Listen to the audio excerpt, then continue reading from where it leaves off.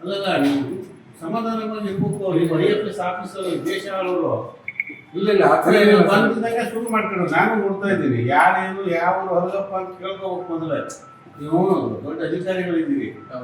ಮೊದಲೇ ನಾನು ನೋಡಿದ್ದೀನಿ, including chief secretary of Karnataka, PCCF ಎಲ್ಲ ನೋಡಿದ್ದೀವಿ. ಪ್ರಿನ್ಸಿಪಲ್ ಸೆಕ್ರೆಟರಿ ಶಿವಣ್ಣವರಾಗಿದ್ದರು, ಒಳ್ಳೊಳ್ಳೆ ಪೋಸ್ಟ್ IAS ಮಾಡಿಕೊಂಡು ಅವ್ರು ಆಮೇಲೆ ಫಾರೆಸ್ಟ್ ಸೆಕ್ರೆಟರಿ ಆದರು. ಗೊತ್ತಾಗಿದ್ದಲ್ಲ, ಅವರೆಲ್ಲ ನೋಡಿದ್ವಿ ನಾವು. ಅವರೆಲ್ಲ ಹೋಗ್ಕೊಳ್ಳಿ ಬನ್ನಿ ಕೂತ್ಕೊಳ್ಳಿ ಅಂತ ಹೇಳ್ತಾರೆ. ಆಮೇಲೆ ಮಾತಾಡ್ತಾರೆ, ಸಮಸ್ಯೆ ಬಗೆಹರಿಸ್ಬೇಕು. ನೀವು ಗೊತ್ತಿದ್ದಾಗ ನೀವೇ ಮಾತಾಡಿದಾಗ ಮತ್ತೆ ಮಂದೆ ನೀವು ಇನ್ನೊಂದು PCCF ಹಾಕ್ಬೇಕಾದ್ರು ಆ ಥರ ಮಾಡಿದ್ರೆ ಗೊತ್ತಿದ್ದಂಗೆ ಪೇಮೆಂಟ್ ಕೊಡ್ರಿ. ಏನು ಸಮಾಧಾನ ಕೇಳಬೇಕು. ರೈತ ಅವನಿಗೆ ಪಕ್ಷ ಇಲ್ಲ, ಜಾತಿ ಇಲ್ಲ, ಧರ್ಮ ಇಲ್ಲ, ನಮಗೆ ಉಳುವಾಗ ವಿಮೆ ಮಾಡಿದ್ರೆ ಧರ್ಮ. ನೀವು ಏಕದಮ್ ಬಂದು ಶುರು ಮಾಡ್ಕೊಂಡೇ ಬಿಟ್ರಪ್ಪ. 2 ಜನ ಬನ್ನಿ, 3 ಜನ ಬನ್ನಿ. ಇಲ್ಲಿ ನಾವು ಒಂದು ವಿಷಯ ಹೇಳಿದ್ದೇವೆ, ಅದಕ್ಕಾಗಿ ಒಂದಿಷ್ಟು ಮಾಹಿತಿ ತೊಗೊಂಡಿದ್ವಿ. ಸರಿ ಇದೆ, ಕೊಡಿದ್ದು ಒಳ್ಳೇದಾಗಿದೆ. ಅದು ಗೊತ್ತಿಲ್ಲ ನೀವೇ ಮಾತಾಡೋದು. ಮತ್ತೆ ಅವರೆಲ್ಲ ಎಂತಕ್ಕೆ ಬರ್ಬೇಕು ನೀವು? ಅವ್ರು ಯಾಕೆ ಬರ್ತಿದ್ರು? ನೀವು ನೆಂಟ್ರ, ಅವ್ರಿಗೆ ನೆಂಟ್ರ, ಬಂಧುಗಳ, ನೀವು ಕೈ ಕೆಳಗಿನ ಅಧಿಕಾರಿಗಳ, ಮತ್ತೆ ಯಾಕೆ ಬಂದರು? ಏನೋ ಸಮಸ್ಯೆ ಇದಕ್ಕೆ ಬಂದಿದ್ದಾರೆ. ಇದು ನಮ್ಗೆ ನೀವ್ಯಾರೋ ನಾವೇ, ನಂಗೇನು ಸಂಬಂಧ? ನೀವು ಇಷ್ಟು ವರ್ಷ ಎಲ್ಲಿದ್ದು ನಾ ಅಂತ ಕೇಳ್ಕೊಂಡಿದ್ದೀವಿ. ಈಗ ಸಮಸ್ಯೆ ಬಂದಿದೆ, ಸಮಾಧಾನ ಕೇಳೋದು ಕಲ್ತ್ಕೊಳ್ಳಿದ್ದು ದಯವಿಟ್ಟು. ಪ್ಲೀಸ್, ನಾನು ನೀವು ಅರ್ಥ ಮಾಡ್ಕೊಳ್ಳಿ ದಯವಿಟ್ಟು. ಮಲೆನಾಡು ಇದು ಹೋರಾಟದ ನೆಲ. ಸುಮ್ಮನೆ ನೀವು ಹಂಗೆಲ್ಲ ಮಾಡ್ಕೋಬೇಡಿ. ಮತ್ತೆ ಯಾರು ಹೇಳಿದ್ರು, ಏನೋ ಹೇಳಿದ್ರು, ಅಧಿಕಾರಿಗಳು ಹೇಳ್ತಾರೆ. ನಾನು MLA ಆಗಿದ್ದೆ, ನಾನು ಹೇಳ್ತಿದ್ದೆ. ಮಾಡ್ತೀವಿ ಸರ್, ಪರಿಸ್ಥಿತಿ ಏನು ಅಂತ ಹೇಳ್ಕೊಂಡು ಹೋಗ್ತಿದ್ದೆ. ಮಾಡಬೇಕು, ಜನಪರವಾಗಿ ಮಾಡಬೇಕು, ಕಾನೂನು ಪಾಲನೆ ಆಗಬೇಕು. ಇದಿಷ್ಟು ನೋಡಿ. ಅರಣ್ಯ ಇಲಾಖೆ, ಅರಣ್ಯ ಇಲಾಖೆ ನಿಮ್ಮದೇ ನೋಡಿ. ಈ ತರ ಮಾತಾಡಿದ್ರೆ ನಾವು ಕುತ್ಕೊಳ್ತೀವಿ. ನೀವು ನನಗೇನು ಹೇಳಿದ್ರಿ? ನಾವು ಜವಾಬ್ದಾರಿ ನಿಭಾಯಿಸಿ ಬಂದ ನಾನು ಇದ್ದೀನಿ. ನಾನೇನು ಅಲ್ಲದೆ ಇರ್ಬೋದು, ಕಾಮನ್ ಮ್ಯಾನ್. ನನಗೂ ನನ್ನ ಅಧಿಕಾರ ಇದೆ. ನೀವೇನು ಹೇಳಿದ್ರೆ ನಾನು ನೋಡಿಲ್ಲ ಅಂದ್ರೆ ಅದಕ್ಕೆ ನೋಡಿ ಸರ್ ಅಂತ ಹೇಳ್ತಾ ಇದ್ದೀನಿ. ಅದು ಈಗ ನೋಡ್ತಾ ಬಂದಿದ್ದೀರಿ. ಸುಳ್ಳು ಯಾಕೆ ಹೇಳ್ತಿದ್ದೀರಿ? Why are telling lies?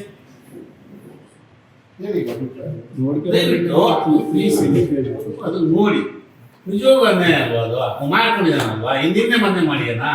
ಆದರೆ ಸೆಟಲ್ಮೆಂಟ್ ತೋರಿಸುತ್ತೆ. ಮಣ್ಣು ಹಿಂಗಾದ್ರು ಕೂಡ ಅಲ್ಲಿ ಅವ್ರು ನೋಡ್ತಾ ಇರ್ತಾರೆ, ಕೂಸ್ಬಿಡ್ಯಾರ ಸರ್ ಸಾವಷ್ಟು ಕೊಟ್ಟು ಹಾಕಿ. ನಾನು ಹೋಗ್ತೀನಿ, ಅದರಲ್ಲಿ ಹೋಗಿ ನಿಮ್ಮ ಆಫೀಸು ನೋಡಿ ಹ್ಯಾಗೆ ಕಾಣ್ತದೆ ಅಂತ ತೋರಿಸ್ತಾರೆ. ನನ್ನ ಜಮೀನು ಎಲ್ಲಿದೆ ಅಂತ ತೋರಿಸ್ತೀವಿ ನಾವು ಪೊಲೀಸರು ನಂಬರಲ್ಲಿ. ಅದು ಈ 12, 10 ಗಂಟೆ, 9 ಗಂಟೆ ಅಷ್ಟೇ ಇದೆ. ಅದು 9 ಗಂಟೆ ಒಳಗಿದೆ ಅಲ್ವಾ? ಕೋಚು ಸುತ್ತ ಅದು ಇವರು ಉಳುಮೆ ಮಾಡಿ ಮುಂಚೆ ಸಾಗುವಳಿ ಮಾಡಿದ್ರಲ್ಲ, ಆಮೇಲೆ ಅಗಲ ತೆಗೆದ್ರಲ್ಲ, ಮಣ್ಣು ಎತ್ತಿ ಹಾಕ್ಯಾರ. ಅದು 1 ನಿಮಿಷ, ಅದು ಹೊಸ ಮಣ್ಣಾಗ ಅಲ್ಲಿ ತೋರಿಸುತ್ತೆ.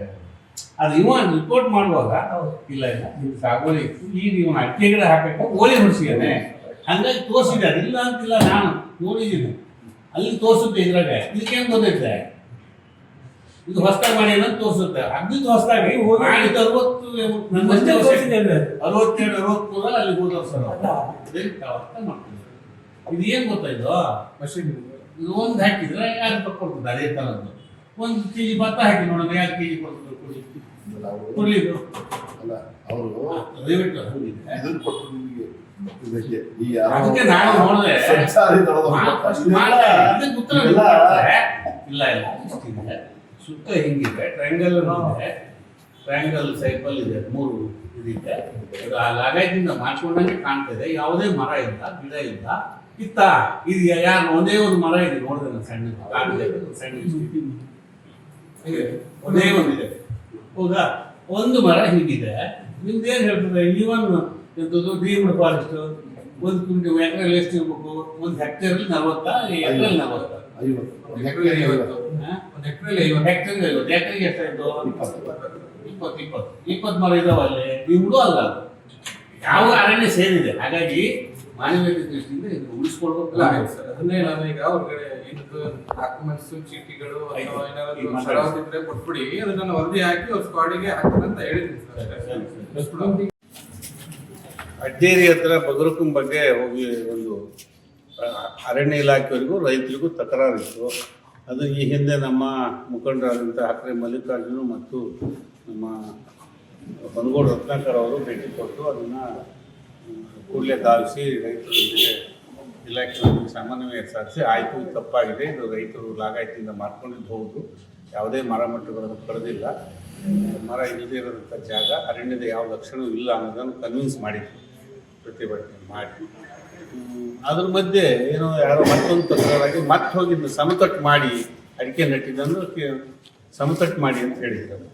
ಅದನ್ನು ನನ್ನ ಗಮನಕ್ಕೂ ತಂದರು ಇಬ್ಬರು ಮುಖಂಡರು ಮತ್ತು ಸ್ಥಳೀಯರೆಲ್ಲ. ಅದಕ್ಕಾಗಿ ಮತ್ತೆ ನಾನು ಇವತ್ತು ಸ್ಪಾಟಿಗೆ ಹೋಗಿ ನೋಡಿದ್ವಿ. ನನಗೂ ಅನ್ನಿಸ್ತು ಇದು ಯಾಕೆ ಹೇಳಿದ್ರು ಹಿಂಗೆ ಅಂತ. ಕೊನೆಗೆ ಅಲ್ಲಿಂದನೇ ಡಿ ಎಫ್ ಓಗೆ ಮಾತಾಡಿದ್ವಿ. ಡಿ ಎಫ್ ಓ ಇರ್ತೀನಿ ಬನ್ನಿ ಅಂದರು. ಈಗ ಅವ್ರು ಒಪ್ಕೊಂಡಿದ್ದಾರೆ, ಇಲ್ಲ ರೈತರು ಲಾಗಾಯಿತಿಯಿಂದ ಮಾಡ್ಕೊಂಡಿರ್ಬೋದು, ಆ ಥರ ರಿಪೋರ್ಟ್ ಹಾಕ್ತೀವಿ ಅಂತ ಅವ್ರಿಗೆ ಪೇಪರ್ಸು ಕೊಟ್ಟಿದ್ದಾರೆ. ಅದು ಬೆಂಗಳೂರಿಂದ ಬಂದಿದ್ದಾರೆ. ಅಡಿಷ್ನಲ್ PCCF ಸಂತೋಷ್ ಕುಮಾರ್ ಅಂತ ಅವರು ಕೂಡ ಸ್ಪಾಟ್ ಇನ್ಸ್ಪೆಕ್ಷನ್ ಮಾಡಿದ್ದಾರೆ. ಅವರಿಗೆ ವಸ್ತುಸ್ಥಿತಿ ಗೊತ್ತಿರಲಿಲ್ಲ, ಅದನ್ನು ತೋರಿಸಿ ನಾನು ಹೇಳ್ತೀನಿ ಅಂತ ಹೇಳಿದ್ದಾರೆ. ಹಾಗಾಗಿ ಅವರು ಬಿಡಿಸೋ ಪ್ರಶ್ನೆ ಇಲ್ಲ ಅಂತ ಹೇಳಿದ್ದಾರೆ, ಬಿಡಿಸಲ್ಲ ಅಂತ ಹೇಳಿದ್ದಾರೆ. ಪೂರಕವಾದ ರಿಪೋರ್ಟ್ ಹಾಕ್ತೀವಿ ಅಂತ ಹೇಳಿದ್ದಾರೆ. ಹಾಗಾಗಿ ಒಳ್ಳೆಯ ರೀತಿಯಲ್ಲಿ ಬಗೆಹರಿದಿದೆ ಸಮಸ್ಯೆ ಅಂತ ನಾವು ಭಾವಿಸ್ತೇವೆ. ಹಾಗಂತ ಕಾನೂನಿನಲ್ಲಿ ಪೂರ್ತಿ ಬಗೆಹರಿದಿಲ್ಲ, ಮಾನವೀಯತೆ ದೃಷ್ಟಿಯಿಂದ ಬಗೆಹರಿದಿದೆ. ಇನ್ನು ಈ ಥರ ಮಾಡಬೇಡಿ ಅಂತಲೂ ಹೇಳಿದ್ದೇವೆ.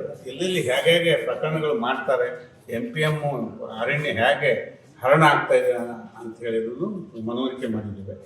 ಈ ಎಲ್ಲ ವಿಷಯಗಳನ್ನ ಸೇರಿ ಇದು ಬರೀ 12-13 ಗುಂಟೆ ಜಾಗ ಮತ್ತು ಸುತ್ತ ಸಾಗುವಳಿ ಇದೆ, ಒಂದು ಕಡೆ ರಸ್ತೆ ಇದೆ, ಇದು ಸಾಗುವಳಿ ಮಾಡ್ಕೊಂಡಿದ್ದೀವಿ. ಯಾವ ಕಾರಣಕ್ಕೂ ನೀವು ಯಾರು ಪತ್ರಕರ್ತರಾಗಿ ಸಾರ್ವಜನಿಕರು ನೋಡಿದ್ರು ಇದು ಸರಿಯಲ್ಲ ಅನ್ನೋದು ಗಮನಕ್ಕೆ ಬಂದಿದೆ. ಇವರಿಗೂ ಗಮನಕ್ಕೆ ಬಂದಿದೆ, ಯಾರಿಗೆ ಇಲಾಖೆಯವರಿಗೂ. ಅದು ಯಾರೋ ಅಧಿಕಾರಿ RFO ಕೂಡ ಟ್ರಾನ್ಸ್ಫರ್ ಆಗಿದೆ. ಇರಲಿ ನೋಡೋದು, ಬಗೆಹರಿದಿದೆ ಅಂತ ನಾವು ಭಾವಿಸ್ತೇವೆ. ರೈತರಿಗೆ ನಿರಾತಕವಾಗಿ ಸಾಗುವಳಿ ಮಾಡ್ಕೊಂಡು ಹೋಗ್ಬೇಕು ಅಂತ ಹೇಳಿದ್ದಾರೆ. ಅಧಿಕೃತವಾಗಿ ಒಂದು ರಿಪೋರ್ಟ್ ಹಾಕಬೇಕು. ಆ ರಿಪೋರ್ಟನ್ನು ನಾನು ಒಪ್ಕೋಬೇಕು. ಆದರೂ ಒಟ್ಟಾರೆ ರೈತರ ಸಮಸ್ಯೆ ಇನ್ನೆಲ್ಲೂ ಹೀಗೆಲ್ಲ ಮಾಡಬೇಡಿ ಅಂತ ಹೇಳಿ ನಾವು ಎಚ್ಚರಿಕೆಯನ್ನು ಕೊಟ್ಟಿದ್ದೇವೆ ಮತ್ತು ವಿಮರ್ಶೆ ಹೇಳಿದ್ದೇವೆ. ಸಮಸ್ಯೆ ಏನು ಅಂತ ಮಲ್ನಾಡಿನ ಸಮಸ್ಯೆ ಅಂತ ಯಾರು 60-70 ವರ್ಷದಿಂದ ಮಾಡ್ಕೊಂಡಿದ್ದಾರೆ. ಅದು ಶರಾವತಿ ಒಳಗಡೆ ರೈತರು ಅಷ್ಟೇ ಅಲ್ಲ, ಯಾರು ಮಾಡ್ಕೊಂಡಿದ್ರು ಬಿಡಿಸಬಾರ್ದು ಅಂತಿದೆ. 1977ಕ್ಕಿಂತ ಮುಂಚೆ ಮಾಡ್ಕೊಂಡಿದ್ದು. ಅದ್ರ ಮೇಲೆ ನಾವು ಶರಾವತಿ ಮುಳುಗಡೆ ರೈತರದ್ದೇ ಬೇರೆ ಥರ ಸಮಸ್ಯೆ. ಇನ್ನೊಂದು ಇದು ಅರಣ್ಯ ಇದಿದೆ, RFA ಫಾರೆಸ್ಟ್ ರೈಟ್ ಟು ಆ್ಯಕ್ಟಲ್ಲಿ ಅರ್ಜಿ ಹಾಕ್ತಿದ್ದಾರೆ. ಆ ಅರ್ಜಿ ಪ್ರಕಾರ ನೀವೆಲ್ಲ ಯಾಕೆ ಹೀಗೆ ಮಾಡ್ತೀವಿ ಅಂದರೂ ಕನ್ವಿನ್ಸ್ ಆಗಿದ್ದಾರೆ. ನೋಡೋಣ, ಮುಂದೆಲ್ಲ ಸಮಸ್ಯೆ ಬಂದೆಲ್ಲ ನಮ್ಮ ಕಾರ್ಯಕರ್ತರು ಮುಖಂಡರು ಧಾವಿಸ್ತೇವೆ.